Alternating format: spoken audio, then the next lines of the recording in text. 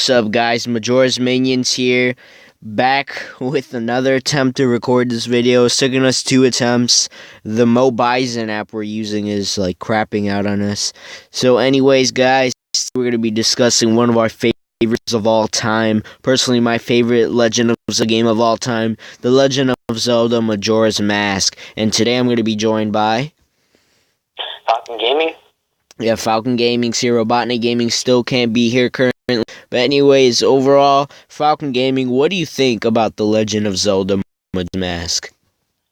Now, personally, DK and Robotnik always told me that that Majora was better than Ocarina. Now, I've never played neither game, so personally, I thought that Ocarina was better. Recently, I picked up Majora's for $40, and holy crap, did I underestimate this game. I've been enjoying this game so much. My favorite game of all time is Sunshine. And I've been enjoying this game. I've been enjoying Sunshine. This game is so much. The darkness in this game, it's definitely, in my opinion, more than Twilight Princess, the most dark Zelda game. It actually makes you feel something that Ocarina can't do. For example, one of my favorite examples from this game, it's not that creepy when you think about it, but if you've played the game personally, you'll understand. When you complete the first dungeon, it's the Woodfall, and you retrieve and you get the princess of the Deku Palace, because kidnapped. And there's this butler for the Deku King. So when you retrieve the princess and you beat the dungeon and you give it to the king, the butler leaves and you can go to the secret room. And the butler, you're using this whole time, and he's like going super fast through these dark halls, and he's like, when you're finished and you're at the end, he's like, you remind me of my son, and he like gets all sentimental and everything. Now, I'm sure you guys have at least seen like 5 minutes of Majora's Mask, and in the first 5 minutes, there's this like, when Majora, the Skull Kid, turns the Deku, the little Deku. When you're going into the plants and shooting out, there's this like deformed tree at the beginning of the game when you're entering the clock tower, and you're like, oh, it's weird. And he's like, it looks like tells you that it looks like it's about to cry and it's sentimental. At the end of the game, when you beat the game at the end, I'm getting the itch to explain this. I don't know why, but it's dark and I'm in my room, and he's like, oh gosh, he's like in front of his son, and he's like shaking, and he's like about to start crying, and the son's just there. He's just sitting there. He can't do anything. And he's dead. And there's been things that I literally just today I watched a video from game trailers where they tried to did this glitch to get back over the wall of the clock tower and play the song of healing, but and that's just one example. There's more, but that's just one example of how dark this game can be, and that doesn't sound as when I explain it to you, but if you play this game, it's definitely a dark, deep game. Yeah, in general, Majora's Mask, to me, as well, is probably the darkest Zelda game I've ever played. I mean, though I've played Link Between Worlds, Ocarina, Majora's Mask, Link to the Past, Link's Awakening, because I definitely haven't played the full Zelda lineup, but in general, of all the ones I've played, I think this one definitely takes for darkest. I mean, as so many themes of dark, like, I'm gonna sound repetitive here, so many themes of dark setting or emotional sadness, because the game is based around on the world's gonna end, everyone's gonna die, and so everyone's coping with it different. Like, the town mayor, I believe, he doesn't believe nothing's gonna happen, so he's standing his ground, wanting the carnival to happen, but the other half of people are either evacuating the city or telling him, please, we have to leave, but he's like, no, we'll still set up the carnival. Or some people, like the guy you get the bunny hood from, he knows he's gonna die, and he tells you a line, wow, I've watched these chickens grow up ever since they were babies, and blah blah blah. And it's in general, Majora's Mask definitely has the most emotion around it. I believe Majora's Mask is similar to Earthbound in the fact, like I already said this before, both villains of the game were both childish in a way. How they were both felt abused and they both felt, I don't know, like they didn't. So when they got this amount of power, they abused it. A Porky abusing his whatever power when Gygus gave it to him, or Skull Kid abusing the Majora's power. In general, I think the villain Majora far succeeds Ganondorf as a villain. I mean, Majora's Mask is definitely the most interesting villain in the series, though Ganondorf is a top 10 villain of mine of all time. In general, I think Majora's Mask is a bit more interesting. I think we need to explore more of Majora's Mask powers and abilities because I think I always thought about it like this. I know the manga showed Majora's Mask, or I mean, showed Majora's actual form, not a mask. But in general, the manga is canon. Some say it isn't canon, but regardless, I want Nintendo to show like who Majora actually looks like the actual being, because Majora is like this god of chaos. So in general, I think Majora is the most how do you describe the word, like, haven't explored him enough yet. I think he needs more backstory, and I think they should explore more Majora. But in general, I think they should make a game where simply Ganondorf finds the Majora's Mask and uses it.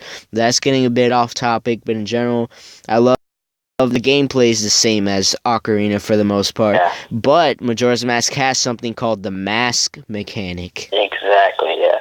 So in general, explain what you do with the mask. Okay, so Majora's Mask is mostly made up of side quests, and the side quests are to get some masks aren't, but some are like useless completely, and some are good. For example, there's 3 main masks that you can change to like a different thing. There's the Deku mask, the Zora mask, and the Goron mask, which you only need those 3 masks to actually like proceed into the game. But there's plenty of other masks. The Bunny Hood, for example, is one of my favorite masks that you don't transform into something else. It literally makes you run faster, but it's pretty much the favorite mask of that isn't one of the 3.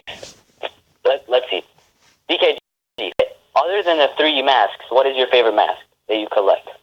Definitely Bunny Hood and the Fierce Deity mask. Exactly, the Bunny Hood is one. And I'm not sure if I'm mistaken here, but don't you need all the other masks that aren't the 3 to get the Fierce Deity mask? Yep, if you collect all the masks, the kid will choose the Fierce Deity mask, and he tells you, let's play good guys versus bad guys. Yeah. But the masks, they each have their own thing. Let's do the Blast mask. This is just a simple mask. You put it on, you press B,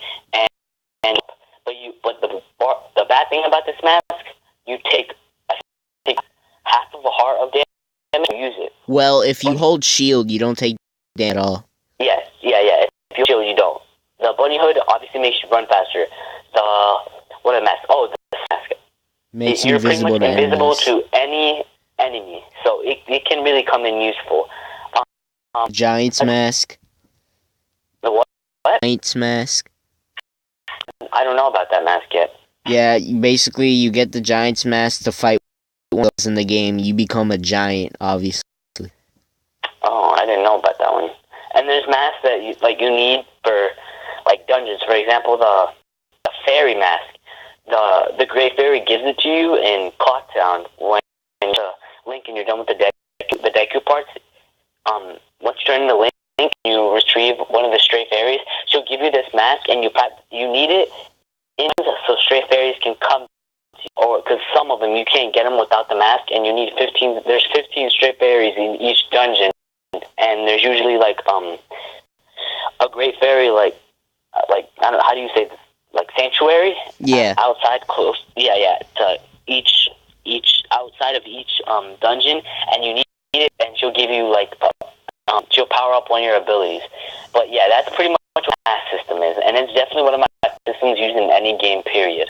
Yeah, the mask mechanic was only a step up. I believe, and I know most like never bring back the mask mechanic because Nintendo doesn't to bring back stuff that people love, like a sequel to the Thousand. But anyway, in general, Mask was loved by all, at least for the most part. I mean, there probably is haters from it. There's probably haters for about every good game people love, but in general, Majora's Mask was definitely my favorite Zelda game of all time. Definitely a favorite N64 game. What about you, Falcon Gaming? Is it my favorite? One of your favorite games. Oh yeah, definitely. I'm not even that far in the game. I beat the first dungeon. I'm just doing a bunch of side quests right. But yeah, this is definitely one of my top 5 games of all time that I've played. Yeah. If you guys have an N4 or even a 3DS, pick up this game. It's cheaper on the 3DS on that 64, but it doesn't matter. Pick it up. I'm sure you'll like it. Yeah, I remember in the early days of YouTube, 2013, I think it was, how me and Kazooie, we did like a video of Majora's Mask. I think me and Donkey Kazooie deleted a lot of videos on his channel of the early days, 2012. Current earliest video there is of Ocarina of Time, of me and Donkey Kazooie playing that. I think the video is called Ocarina of Time / Majora's Mask, where we just simply played Ocarina of Time, then in a part 2 played Majora's Mask. But yeah, Majora's Mask, I have a lot of memories with that games, and I hope you guys one day will create memories with that game as well. So thank you guys for joining us, and sorry I haven't personally been uploading on my own. I've just been feeling a bit not unpersuaded, but right now I'm getting a bit sick, but I'm not stop that from uploading on my Majorians. And in general, all I do is a Let's Play, which, by the way, I'm canceling my Super Mario Land 2 Let's Play because I just can't use touchscreen control. Yeah, hardcore for me. I can't use touchscreen controls, guys. I mean, if I was using a 3DS, this would be one of my favorite Let's Plays I've ever done. But in general, I hate using touchscreen controls, so I'm going to play something else. I mean, I'm not just going to stop uploading just because I'm a bit down. In general, what about gaming you're uploading? Yeah. About that, I do also have an oracle of seasons, and I've also. This actually sounds like so fake, but I am starting to catch allergies, allergic to pollen and all that bad stuff, and allergies. Oh come on, no, I'm not lying, but I am. What day is it today? Wednesday? Oh yeah, I think so. Yeah, okay, Wednesday.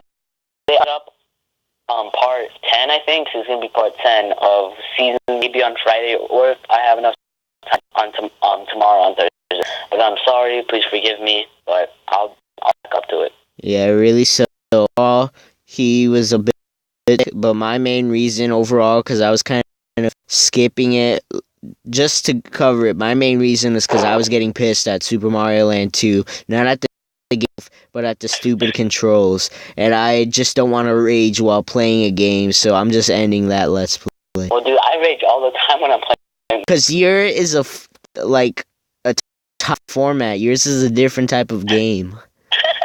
If it was an RPG like Pokemon, I wouldn't have a problem with the green crap. But in general, hope you guys in discussion. See you next time.